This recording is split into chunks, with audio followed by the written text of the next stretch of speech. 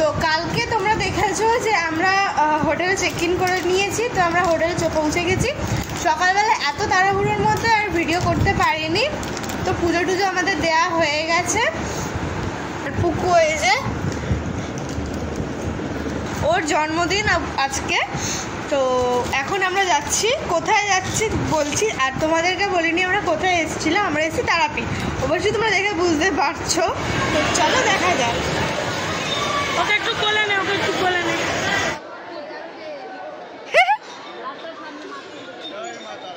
আমাদের ব্যালকনিতে হনুমান এলে ও গিয়ে দাঁড়িয়ে থাকে। ডাক্তার নাম হয়